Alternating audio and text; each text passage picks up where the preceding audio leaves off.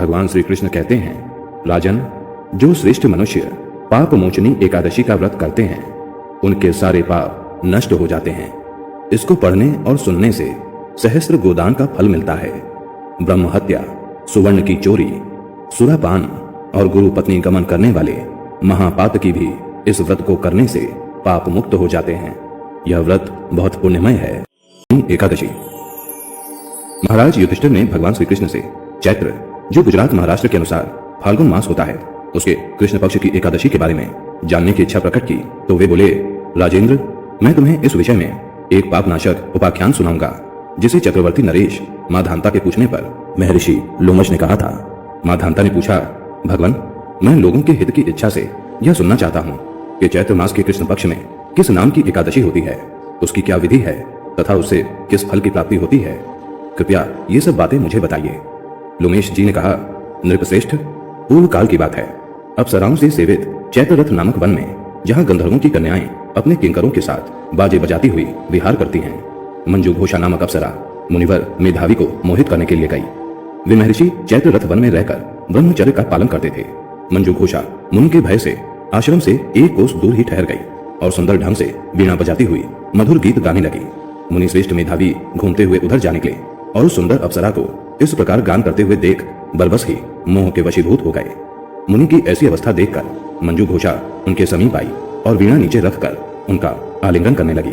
मेधावी भी उसके साथ रमण करने लगे। रात और दिन का भी उन्हें भान न रहा। इस प्रकार उन्हें बहुत दिन व्यतीत हो गए। मंजू घोषा देवलोक में जाने को तैयार हुई।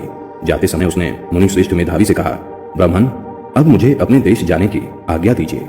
मेधावी बोले, देवी, जब तक सवेरे की संध्या न हो जाए तब तक मेरे पास ही ठहरो। अप्सरा ने कहा, विप्रवर, अब तक ना जाने कितनी ही संध्याएं चली गईं। मुझ पर कृपा करके बीते हुए समय का विचार तो कीजिए। लोमश जी कहते हैं, राजन, अप्सरा की बात सुनकर मेधावी चकित हो उठे। उस समय उन्होंने बीते हुए समय का हिसाब लगाया तो मालूम हुआ कि उसके साथ रहते हुए उन्हें 57 वर्ष हो गए। उसे अपनी तपस्या का विनाश करने वाली जानकर मुनि को उस पर बड़ा क्रोध आया। उन्होंने शाप देते हुए कहा, पापिनी, तो पिशाची हो जा। मुनि के शाप से दग्ध होकर वह विनय से नतमस्तक हो बोली, विप्रवर, मेरे श्राप का उद्धार कीजिए। 7 वाक्य बोलने या 7 पद साथ साथ चलने मात्र से ही सत्पुरुषों के साथ मैत्री हो जाती है। ब्रह्मण, मैंने तो आपके साथ अनेक वर्ष व्यतीत किए हैं, अतः स्वामिन, मुझ पर कृपा कीजिए। मुनि बोले, भद्रे, क्या करूं, तुमने मेरी बहुत ही बड़ी तपस्या नष्ट कर डाली है। फिर भी सुनो, चैत्र कृष्ण पक्ष में जो शुभ एकादशी आती है उसका नाम है पाप मोचनी। वह शाप से उद्धार करने वाली तथा सब पापों का क्षय करने वाली है। सुंदरी, उसी का व्रत करने पर तुम्हारी पिशाचता दूर होगी। ऐसा कहकर मेधावी अपने पिता मुनिवर च्यवन के आश्रम पर गए। उन्हें आया देख च्यवन ने पूछा, बेटा, यह क्या किया? तुमने तो अपने पुण्य का नाश कर डाला। मेधावी बोले, पिताजी, मैंने अप्सरा के साथ रमण करने का पातक किया है। अब आपकी कोई ऐसा प्रायश्चित बताइए जिससे पातक का नाश हो जाए।